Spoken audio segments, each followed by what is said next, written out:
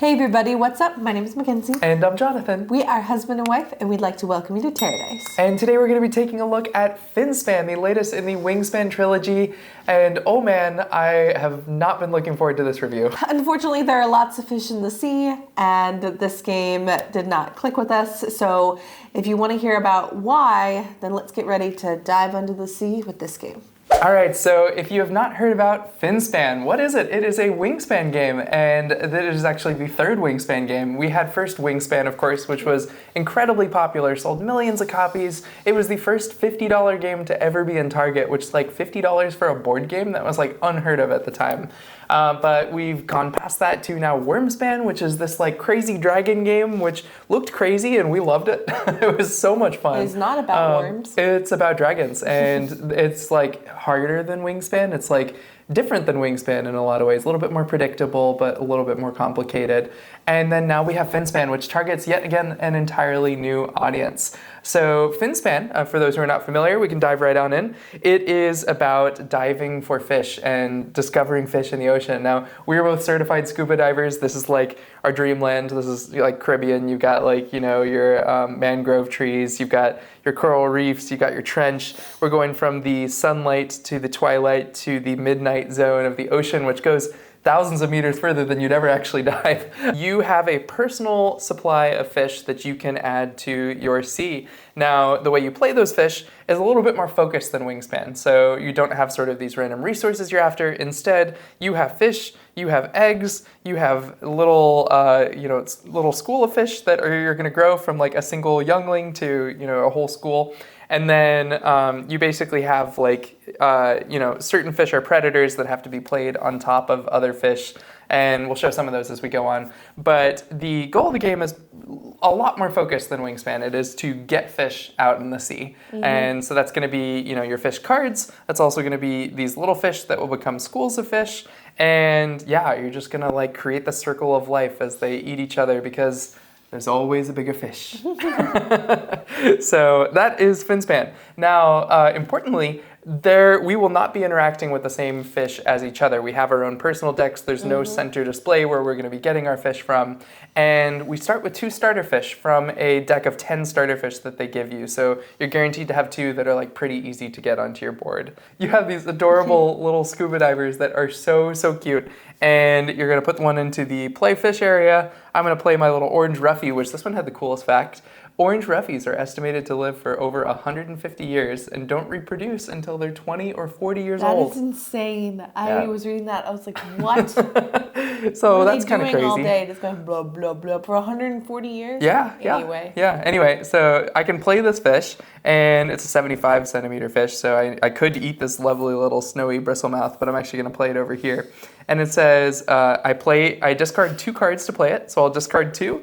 And then when it's played, I get to draw 3 cards, and then I get to take a fish from my boneyard. So that's my like discard pile over here.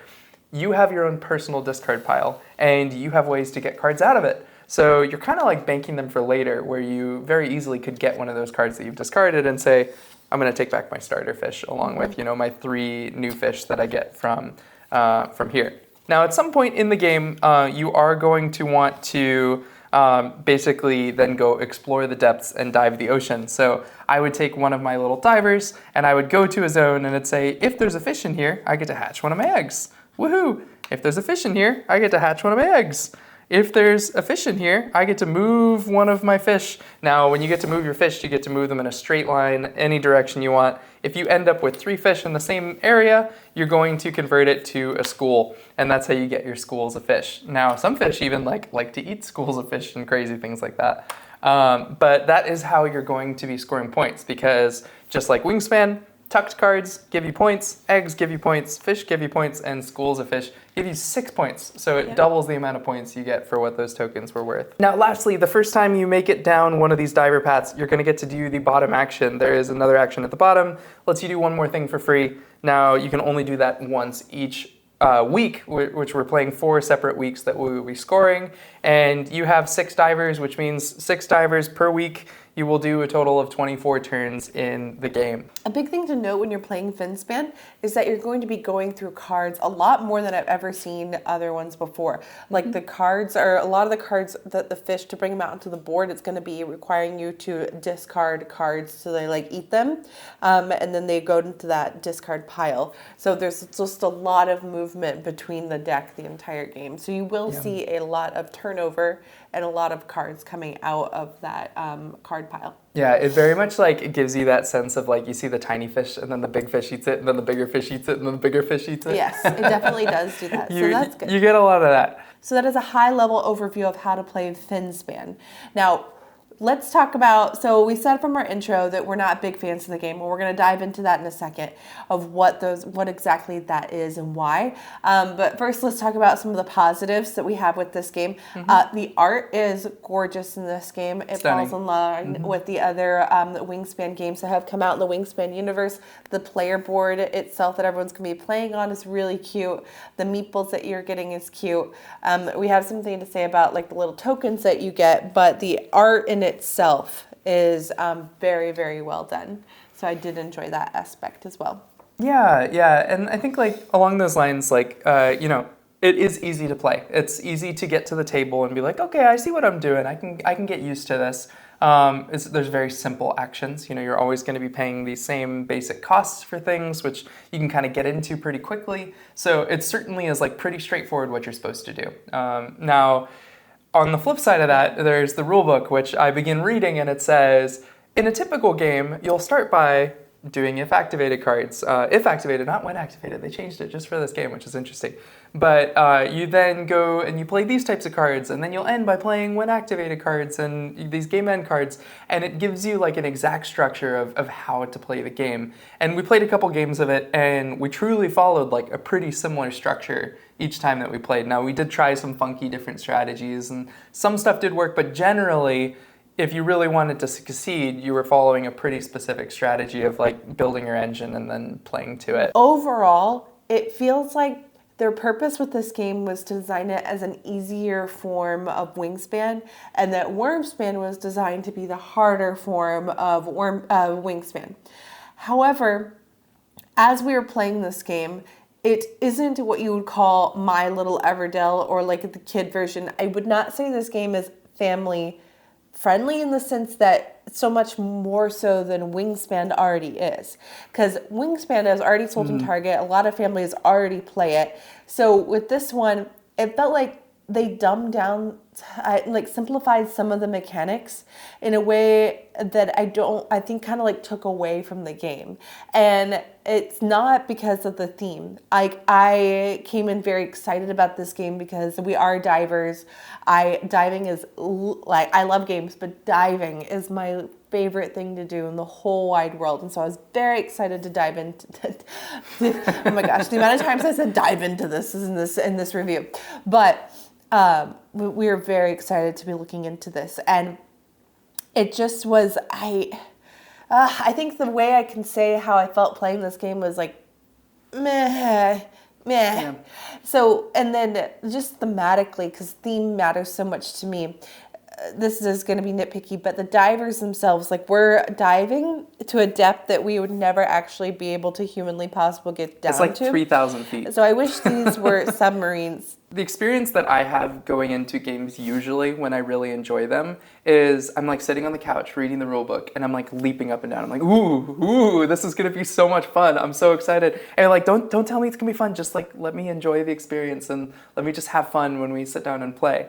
But I'm sitting here reading the rule book. It's telling me exactly what to do. It's showing me examples, and I'm like, okay, this kind of makes sense. To give a couple like first impressions, like this is the box that you get. It's like you open it up and there's a giant piece of cardboard that takes up half of the box. And then there's boards, and then there's like, these tokens, which, okay, I punch out the tokens. Interesting thing, they don't give you enough containers for all the tokens that are here. They give you enough to store like the fish eggs in the middle and the cards on both sides. Now I've put the tokens in here for the purpose of this video, but that's where the cards are typically stored. And then they give you 2 baggies that you would like put the other components in. In previous Wingspan games, you get the clear Stonemaier containers, you get these other pieces, and then you get the little diver meeples. They're pretty cute. I pull out the boards. They're huge. Like if this is our whole dining room table, you'd be staggering 4 boards, and it would take up the whole thing. So it is definitely a table hog, but that's fine. It's like you can kind of get past that.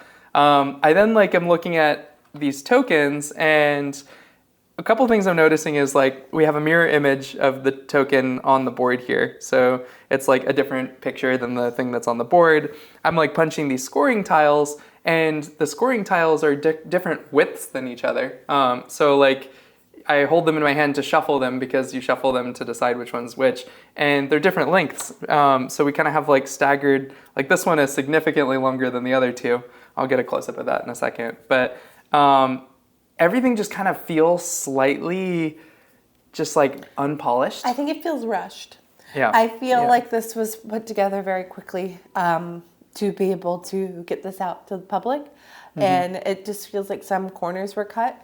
So we were talking about how this token here, where you're moving to different weeks, it does not fit. It's way too big. It covers up the spaces. There's a tiny little space. And when you use the flip side, which has goals, it tells you put it in the corner. So we're okay, cool, we'll put it in the corner, and it's hanging off the round marker. So it doesn't quite fit on the thing. And then our least favorite thing. Yeah, I would say the big thing is, so all of the cards, you're going to be putting it here. And one of the mechanics, as we said, you can lay eggs on it. Only one, which you can only lay 1 egg. And in Wingspan, you can lay a lot of eggs, but don't fish lay millions of eggs at once. Anyway, thousands to millions. Thousands to millions. Yeah. But a graphic design problem is when you go to lay the egg, there's no place to put it that it isn't covering up some sort of information that you need to know. Or the picture. Or you're covering up the picture. So you're constantly picking it up,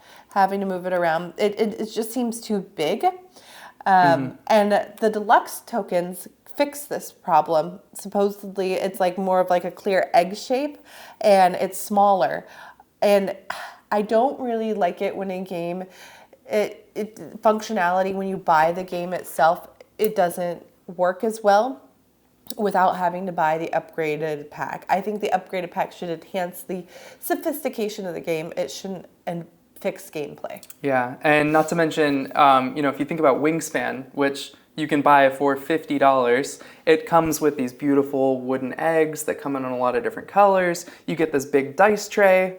What's deluxe about this? And this also costs $50. You go buy those deluxe tokens, you're spending $70 on this game to get what amounts to stack of cards, 2 sets of cardboard tokens, and then the cute part is the little diver meeples.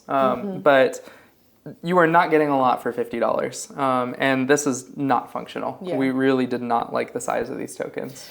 So let's step back for a second and ask ourselves, I haven't even asked you this. Let's ask ourselves, if we hadn't played Wingspan before, if we hadn't played Wormspan, if this wasn't a Stonemaier game, if this was a different publisher, would you like the game? And that's important questions to ask because we frequently will review Stonemaier games very positively. We love almost every single Stonemaier game that we played. We played Viticulture the other night. I love Scythe, love Tapestry, love these games, even loved Red Rising, Pendulum, all these games we had a lot of fun with. So that is an important, we came into this with a fairly significant bias. And I would say very confidently that I would not enjoy this game. And it was because it was so monotonous. It's every single turn, I felt like I was doing the same thing. I'd play a card, I'd spend cards. I'd play a card, I'd spend cards. I'd play eggs, I'd spend eggs. I got into this little engine because of my if activateds where I would make eggs and then I would hatch them. I would make eggs and then I would hatch them. And I just went back and forth because it was making my schools efficient. It was giving me the points I needed. But it just feels so repetitive. It is interesting to me because we didn't click with this game so well. There are lots and lots of positive reviews. So, like I said, there always is a game for somebody. So there are lots of reviews that are very, very positive about this game. So you can take our word, and then you can also try it out yourself and see what you think about it. This one, unfortunately, did not click with us. So if you're going to have to choose which one to do, I personally will always choose Wingspan. I think Wormspan has moved up for you. I love you Wormspan. like Wormspan It's more great. than Wingspan. I like them both. Wingspan's my favorite just because I love that dice tower. And this just didn't have anything special. I think that's my problem. The other two, Wingspan and Wormspan, they just felt special and unique and fun. I mean, this has like the facts about each fish, which are really fascinating, but there's nothing like, even the base game of Wormspan has those fun silver dragon scale tokens that like they really tried to still make feel really nice even in the base game. So I guess I'm just disappointed. It feels rushed. It feels even There's inconsistency in the graphic design. Not detail, not a lot of. Yeah. And it feels like there's so much inconsistency, and in this game, I don't know how else to say it. Yeah. So I know we usually give very positive reviews on this channel, and that we usually will like play the game and like we don't review it if we have like a super like negative review. For this one though, we since we do play a lot of the Stonemeyers, we did want to do this review. And we felt like there was enough positive content out there that like us putting this review out does not harm this game significantly. We don't think. But that's our thoughts. Thank you so much to Stonemeyer for sending this to check it out. Unfortunately, this was not a under the sea hit for us, but you can make the decision. Go check it out and see if this is a game for you. But thank you guys so much for watching. If you like this video, make sure to like and subscribe. Hit that notification bell so you know whenever we put out a new video. And we'll see you next time. Happy playing.